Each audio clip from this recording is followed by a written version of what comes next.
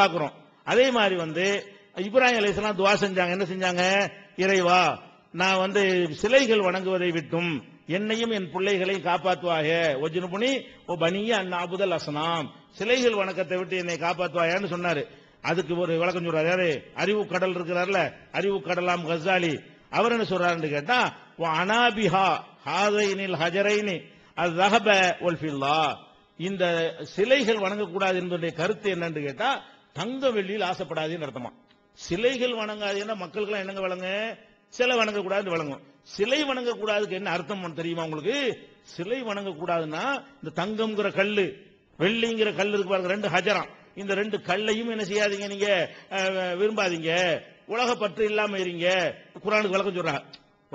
வஜ்னுபுனி பனிய அந்நாபுதல் அஸ்னாம் மேலோட்டமா மக்கள் படித்தால் சிலை வணங்கக்கூடாதுன்னு வழங்குவாங்க. இந்த அறிவுக்கடல் சொன்னதை படிச்சாருன்னு வைங்க, ஓஹோ தங்க வெள்ளி ஆசைப்படக்கூடாது, சிலை வணங்கலாமோ, அது சொல்லலையா அப்படின்னு என்ன செய்வார மத்தவங்க எல்லாம். அப்ப குர்ஆன் ஆயத்தை எவ்வளவு எடக்கு முடக்க விளையாண்டு இருக்காங்கன்னு பாருங்க. இவங்க எல்லாம் என்னது? இவங்க எல்லாம் முஃபஸ்ஸிரீன்கள், குர்ஆனுடைய விரிவுரையாளர்கள், இவங்க எல்லாம் இமாம்கள். இவங்களுடைய விளக்கத்தை கொண்டுதான் நம்ம எதை வழங்க போறோம்? குர்ஆனை வழங்க போறோம். இதை நீங்க விளங்கிக் கொள்ள வேண்டும். அடுத்து அந்த விட்டதுக்கெல்லாம் சில பதில்களை சொல்ல வேண்டியிருக்கு, புதுசா வைக்க வேண்டி இருக்கிறது. ஏன்னா வைக்காம பதில் சொல்லிட்டு இருக்க முடியாது. அப்ப உதாரணமாக ஒன்று கேட்டார்கள், கலாலாவுக்கு என்ன அர்த்தம் அப்படின்னு கேட்டாங்க. கலாலாவுக்கு அர்த்தம் என்னங்கிறது இமாம்கள்லாம் சொல்றது கிடையாதுங்க, அந்த மொழியில உள்ளது. கலாலாவுக்கு என்ன அர்த்தம் ரசூலுல்லாஹ் காலத்துல வாழ்ந்த அபூஜஹில்ட்ட போய் கேட்டாலும் சொல்லிடுவாங்க கரெக்டா. அந்த கலாலாங்கிறது அரபுகளுக்கு தெரிஞ்ச ஒரு சொல்லு, அதுக்கு இமாமும் யாரும் தேவை கிடையாது. கலாலாண்டா என்ன? கல்லல நசப என்ற சொல்லிலிருந்து பிறக்கிறது. அதாவது ரெண்டு தரப்பும், ஒரு மனுஷன் இருக்கான, அவனுக்கு மேல உன்னையாரு அப்பன், கீழே உள்ளது புல்ல, ரெண்டு தரப்பும் கட்டானவன், அவனு தான் கலாலா என்பது. இது அரபு மொழியில உள்ளது, இப்படித்தான் அரபுகள் சொல்வார்கள் என்று சொல்லி முக்தாரு சஹாஹ் என்ன செய்யறாரு? கிராமட்டிக்கலாகவே அதுக்கு அர்த்தம் சொல்றாரு. அப்ப இந்த கலாலாக்கு என்ன அர்த்தங்கிறது எந்த இமாமும் வேண்டியது இல்ல, ரசூலுல்லாஹ் காலத்தில் இருந்த காபிர்களுக்கு விளங்கிடும். ஏன்? மொழியில அதான் அர்த்தம், அந்த மொழியில அதுதான் அர்த்தம்ங்கிற வகையில அது கூட ஆதாரம் என்ன இருக்கு? முக்தார் சஹாஹ்ல இருக்கிறது, லிசானுல் அரபிலையும் இருக்கிறது. இதுல இமாமுக்கு என்ன சம்பந்தம்? இமாம் என்ன கலாலாவுக்கு புதிய விளக்கம் சொல்லிட்டாங்க? கலாலான்னா தகப்பன் இல்லாதவன், பிள்ளை இல்லாதவன் நம்ம சொல்றோம். எதை வச்சு சொல்றோம்? அந்த சொல்லுக்கு அதான் அர்த்தம். இது யாரும் சொல்ல வேண்டியதில்லை, அந்த சொல்லை தெரிந்திருந்த முஸ்லிம் அல்லாத மக்களுக்கும் விளங்கும். இது இமாம பெரிய மேதைகளுக்கு வேண்டியதில்லை, அந்த மொழி பேசக்கூடிய மக்கள் இருந்தால் போதும். அது கலாலாவுக்கு என்ன விளக்கம் சொல்லுங்க? கலாலாவுடைய சட்டத்தை விளக்குங்க. போன வாரத்தில் என்ன சொல்லிட்டு இருந்தீங்க? கலாலாவுடைய சட்டம் என்னன்னு கேட்டீங்களே, அதை விட்டு கலாலாவுக்கு அர்த்தத்துக்கு வந்துட்டாரு. கலாலாவுடைய சட்டத்தை நீங்க வளர்க்கணும். நீங்க சரியான ஒரு நேர்மையை வாதிக்கிறாளா இருந்தால் கலாலாவுக்கு இதான் சட்டம், இந்த சட்டத்தை மீறுகிறார்கள், இதுக்கு இமாமுல் அழகா விளக்கம் கொடுத்திருக்கார்கள் ஆர்குமெண்ட் பண்ணணும். நாங்க எப்படி ஆர்குமெண்ட் பண்றோம்? இதை சொல்லி இந்த இருக்கு ஹதீஸ் இதுக்கு மாத்தமா இருக்கிறது. இந்த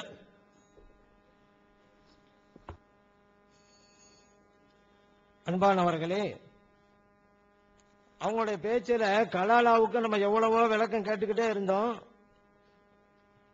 இப்பதான் வேற வழி இல்லாம சொல்லி ஆகணுங்கிறதுனால அவங்களுடைய முன்னிருந்த நிலைப்பாட்டுக்கு முரணாக சொல்லி இருக்கிறாங்க. இந்த கருத்தை வரவழைக்கிறதுக்காக தான் திரும்ப திரும்ப கேட்டோம்.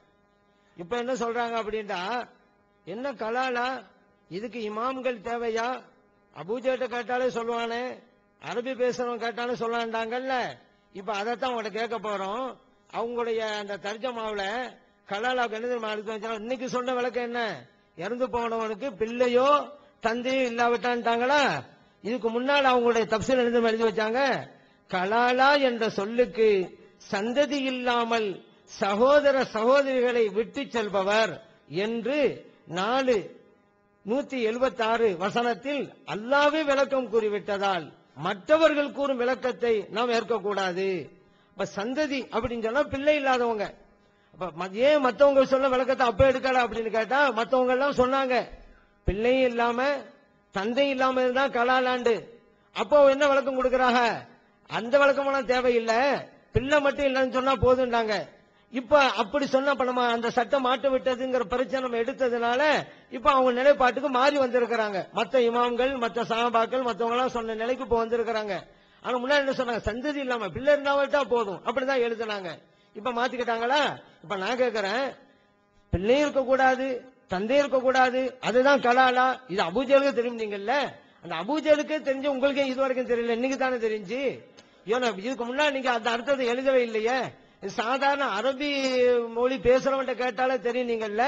நான் அரபு மொழி பேசக்கூடிய தெரிந்ததே உங்களுக்கு இது வரைக்கும் தெரியாம தானே இருந்துச்சு, இப்பதானே மாத்திக்கிட்டீங்க அப்படின்னு யோசிங்க.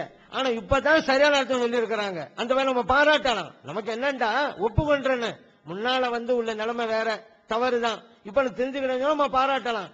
இப்ப இமாமோட விளக்கத்துக்கு அது வந்துட்டாங்க. முன்னால எல்லாருக்கும் தெரிஞ்சு சொன்னா அப்படி அவங்க எழுதிருக்க கூடாது. இதையும் சொல்றாங்க. மத்தவங்க எல்லாம் சொல்ல விளக்கம் அது சரியில்லை, நம்ம கேட்க தேவையில்லைங்கிறாங்க. மத்தவங்க எல்லாம் சொன்ன விளக்கம் இதுதான். தந்தையும் இல்லைங்கிற வார்த்தை சேர்க்கணும், அது தேவையில்லைன்னு வாதிட்டவங்க தான் இன்னைக்கு உண்மையை புரிஞ்சுக்கிட்டாங்க. அந்த மாதிரி நம்ம சந்தோஷப்படுறோம். அதே போல பாருங்க, இவங்க இந்த அத்திப்பழத்துக்கு விஷயம் சொன்னாங்க. அத்திப்பழம் சொன்னா பைத்துல் முகத்தஸ் அங்கேயே காரணத்தை சொல்றாங்க. ஏன்னா அத்திப்பழம் அந்த பகுதியில விளையிற பூமி அது.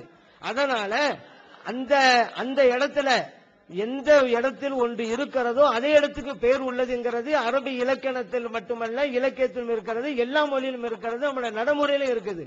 உதாரணத்துக்கு பாருங்க, இப்ப நம்ம விவேகானந்தா இல்லம்னு சொல்லுவோம், அது ஒரு பகுதியின் பெயர் தான். ஆனா அங்க ஒரு கட்டடம் இருக்கு, அந்த ஒரு விவேகானந்த ஒரு கட்டடம், அதை வச்சு அந்த பகுதிக்கே பேரை வச்சு விட்டாங்க. ஜமாலியா அப்படின்னு எடுத்துக்கிறங்க, அது ஒரு அரபி காலேஜோட பேரு தான். இன்னைக்கு அந்த பகுதிக்கே ஜமாலியா தான். அது நம்ம மட்டும் இல்ல, மற்றவங்க கூட ஜமாலியா தான் சொல்லுவாங்க.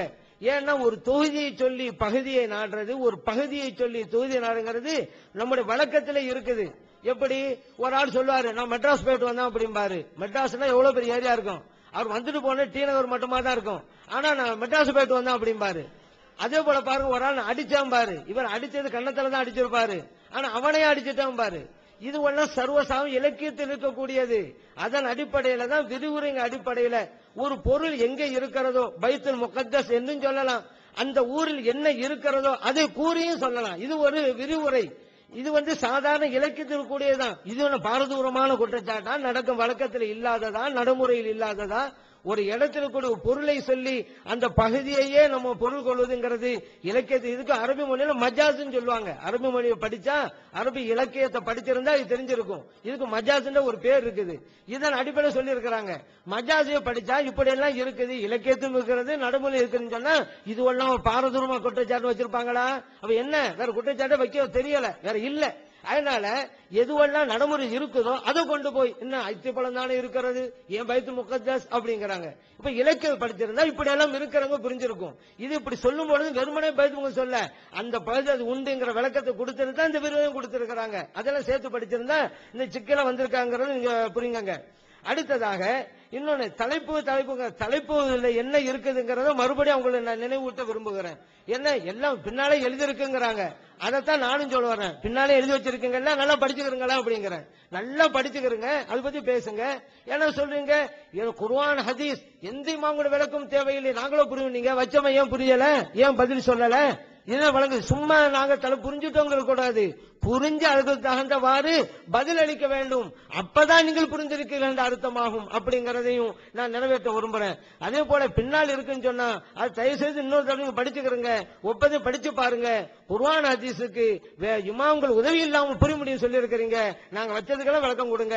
நம்ம அல் ஹஜ் அஷூரு மாலுமாத்துன்னு சொன்னோம், ஹஜ்ஜுடைய மாதங்கள், தெரிந்த மாதங்கள். குர்ஆன் அல்லாஹ் என்ன சொல்லி இருக்கிறான், ஸல்லல்லாஹு என்ன பதில் சொல்லி இருக்கிறாங்க, அது நீங்க எங்களுக்கு பதில் சொல்லுங்க. இது வரைக்கும் சொல்லல, இது தேடி எடுக்க கஷ்டமா இருக்குதா?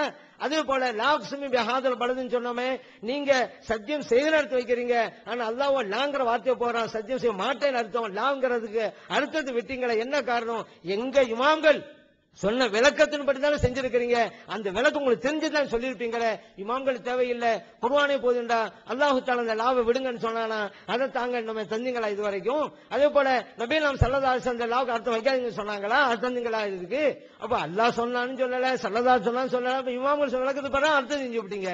இதுல என்ன ஒளிமறை இருக்குது, இதெல்லாம் வெக்கம் இருக்குது? ஸல்லல்லாஹு சொன்ன அந்த இமாம்கள் சொன்ன விளக்கத்தை தான் ஒப்புக்கொண்டோன்னு சொல்ல வேண்டியதானே? இது தகுதாட்சியம் கிடையாதுங்க. எது யதார்த்தமோ அது ஒப்புக்கொண்டு போக வேண்டியதான். இதுல என்ன இருக்குது?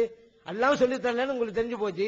ஸல்லல்லாஹு அலைஹி வஸல்லம் அவங்களும் ஹதீஸ்ல லாவை விடணுமா விடக்கூடாதுன்னு சொல்லி தான் தெரிஞ்சு போச்சு. ஆனாலும் விட்டுதான் அர்த்தம் வச்சிருக்கிறீங்க. இப்ப எதனால வச்சுங்க? நீங்களா ஒரு கருத்து சொல்லணும், அதாவது சொல்லுங்க. இல்லண்டா இமாம் கூட விளக்க போறாங்க செஞ்சிருக்கேன்னு அர்த்தம். இது தெளிவா தானே இருக்குது. அதே போல பாருங்க, நம்ம இந்த 53 அப்படின்னு ஹதீஸ்ல வந்திருக்குது, எப்படிங்க புரிஞ்சுங்க? அல்லாஹ் 53க்கு ஏதாவது விளக்கம் கொடுத்தாங்கன்னா ஸல்லல்லாஹு அலைஹி வஸல்லம் அவர்கள் ஏதாவது விளக்கம் கொடுத்தாங்களா அப்படின்னு கேட்டோம். இல்ல. அப்ப இருந்தாலும் 53க்கு நீங்க இப்படித்தான் வைக்கிறீங்க, 53க்கு இப்படித்தானே எப்படி புரிஞ்சுங்க? இமாம்கள் சொல்ல பாரு புரிஞ்சுங்களா? இல்ல நீங்களும் புரிஞ்சா எப்படி புரிஞ்சுங்க அது சொல்லுங்கன்னு கேட்டோமா இல்லையா? அன்றாடம் தொழுகையிலே நடைமுறைப்படுத்துகின்ற ஒரு விஷயத்தை வச்சு எப்படிங்க புரிஞ்சுங்க அப்படின்னு கேட்டோம். இது வரைக்கும் அவங்க சொல்லவே இல்லை. ஈழா பிரச்சனை சொல்லவே கிடையாது. இப்ப இப்படியாகத்தான் ஒவ்வொன்றுக்கும் அவங்க சொல்லாம காலத்தை கடத்திக்கிட்டே இருக்காங்கிற புரியுறோம். அதே போல அந்த இப்னு அரபி ரஹ்மத்துல்லாஹி அலைஹி அவங்க ஃபிரௌனை பத்தி இப்படியெல்லாம் சொல்லி இருக்கிறோம். ஃபுசூஸுல் ஹிகம் அப்படின்னு சொன்னாங்க. அந்த வாசகத்தை எங்களுக்கு பிரிண்ட் அவுட் எடுத்து தருமா நாங்க கேட்கிறோம். கேட்ட பிறகு நாங்க அதுக்கு உண்டான பதில நாங்க நிச்சயமா சொல்லுவோம் அப்படிங்கறதையும் இந்த நேரத்தில் சொல்லிக்கொள்ள விரும்புகிறேன். அதே நேரத்தில் இப்ராஹிம் அலைஹிஸ்ஸலாம் அவர்கள் செய்த துஆவை பத்தி சொன்னாங்க. என்னன்னா, சிலைகளை வணங்குவதை விட்டும் என்னை பாதுகாப்பாயாக அப்படின்னு சொன்னாங்க. என்னையும் என்னுடைய பிள்ளைகளையும் சொன்னாங்க. இதுக்கு ரஸாலிமா விளக்கம் கொடுத்தாங்க. என்ன, அது வெள்ளியும் குறிக்கும் தங்கம் குறிக்கிறாங்க. இது யதார்த்தம் இருக்கக்கூடிய தௌஹீதுனா என்ன? சிலையை மட்டும் வணங்கல, மத்த போய் வணங்கிட்டு இருந்தா தௌஹீத் ஆயிருமா? ஒரு சிலை வணங்கல, மரத்தை வணங்குறான். சிலை வணங்கல, காசு பணத்தை வணங்கிட்டு இருக்காங்க, தௌஹீதா? அப்ப அந்த தௌஹீதுக்கு உண்டான விளக்கத்தை கொடுக்கறாங்க. சும்மா போலி தௌஹீது பேசுறது அல்ல. ஏன்னா அல்லாஹு தஆலாவுக்கு முடியும் அப்படின்னு சொல்லிவிட்டு உயிரா இல்லவர்களுக்கும் முடியும், அது போலி தௌஹீத், அது பச்சை ஷிர்க். அல்லாஹ்வுக்கும் முடியாது, மனிதர்களுக்கும் முடியாது, அதுதான் தௌஹீதுங்கிறது. இப்ப அவங்க என்ன சொன்னாங்க? வெறும் சிலைகளை மட்டும் வணங்குவது அப்படிங்கறது மட்டும்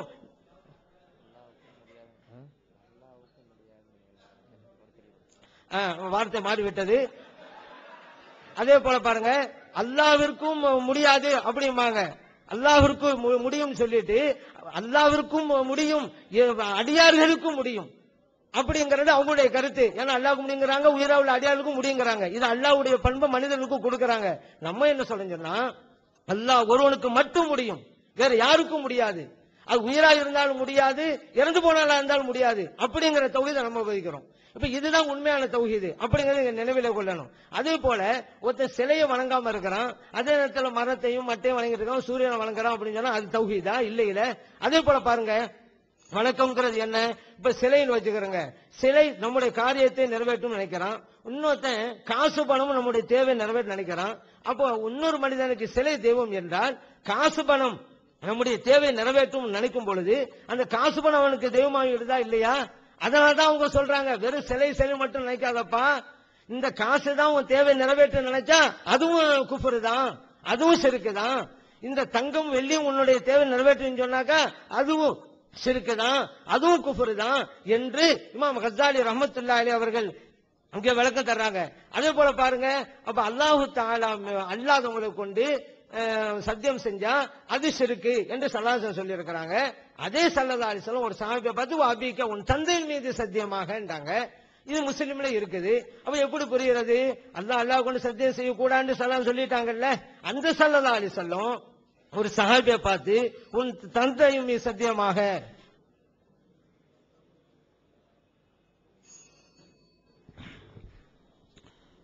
அன்புள்ள சகோதரர்களே, இந்த இப்னு அரபி ஃபுசூஸுல் ஹிகம்ல ஃபிரௌனை பத்தி சொன்னதுக்கு பேப்பர் கேட்டாங்க, இந்த கொடுக்குறோம். இது ஒண்ணுதான் நினைக்காதீங்க, பெரிய பெரிய விஷயம்லாம் இருக்கு. இப்னு அரபி ஒண்ணுனா தருவோம், எல்லாத்தையும் கேளுங்க. இதை வாசிச்சு நீங்க அர்த்தம் செஞ்சுட்டு உங்களுடைய வியாக்கியானத்தை கொடுங்க. உங்களுடைய வியாக்கியானத்தை சும்மா அதை சொல்லு மூடலா சொல்லாம வாசிச்சு அர்த்தம் செஞ்சு சொல்லணும். அடுத்து இப்ப பேசின என்ன விளங்கி இருக்குன்னு கேட்டா, ரஸாலிங்கிறவர் சிலைகளை வணங்கக்கூடாதுன்னு என்ன அர்த்தம்? அதுக்கு தங்கம் வெள்ளி தான் அர்த்தம், அதுல ஆசைப்படக்கூடாதுன்னு சொல்லிட்டாரு. அந்த விளக்கத்துக்கு ஒரு விளக்கம் சொல்ல வேண்டிய இமாம்கள் விளக்கம் தான் தெளிவானதுங்கிறாரு. அது விளங்காம அதுக்கு 8 நிமிஷம் விளக்கி இருக்கிறார். ரஸாலி சொன்னதுக்கு அவர் சொன்னதுக்கே விளக்க வேணும்னு சொன்னா என்னவாச்சு? அந்த லட்சணத்தில் இருக்கிறது. சிலைகளை வணங்கக்கூடாதுன்னா என்ன விளக்கமும் தேவையில்லை, முடிஞ்சு போச்சு கதை. அதுலயும் சிலைகளையும் வணங்கக்கூடாது, மற்றதையும் வணங்கக்கூடாது அர்த்தம் செய்யல. அனாபிஹா ஹாதைனில் ஹஜரைனி, இதை கொண்டு அல்லாஹ் நாடுவதே என்னது? தங்க வெள்ளியத்தான் அப்படின்னு சொல்லிட்டு சில காரணங்களை சொல்றாரு. அதனால அதை நீங்கள் புரிந்து கொள்ள வேண்டும். அடுத்து என்னன்னு கேட்டா, இந்த அத்திக்கு ஜெய்தூனுக்கு சொன்னார் இல்லையா? ஜெய்தூன்னா அந்த இடத்துல அது அதிகமா உற்பத்தியான அப்படி சொல்ற வழக்கம் இருக்குது. அவருடைய மதரசா வரைக்கும், அவர் ஓதுன மதரசா வரைக்கும் சொல்லிவிட்டாரு. ஜமாலியாம்பாங்க, அந்த ஏரியாவுக்கு ஜமாலியான்னு பேரு. ஆனா அங்க கல்வி கூடம் இருக்குது, ஏரியாவே ஜமாலியா ஏரியா. 1000 விளக்குலாம் நம்ம சொல்றோம்ல, 1000 விளக்குன்னா அந்த பள்ளிவாசல் 1000 விளக்கு இருக்கிறது. அதனால அந்த ஏரியாவுக்கு பேர் என்னது? 1000 விளக்கு அப்படின்லாம் சொல்றாங்க. இது அந்த ஏரியாவுக்கு பேரா வச்சிடுறது, வச்சுதான் சொல்லலாம். வழங்குதா? மெட்ராஸுக்கே கழுதன்னு பேர் வச்சா கழுதன்னு சொல்லலாம். பேர் வைக்கணும், பேர் வச்சு மக்களுக்கு அறிமுகமா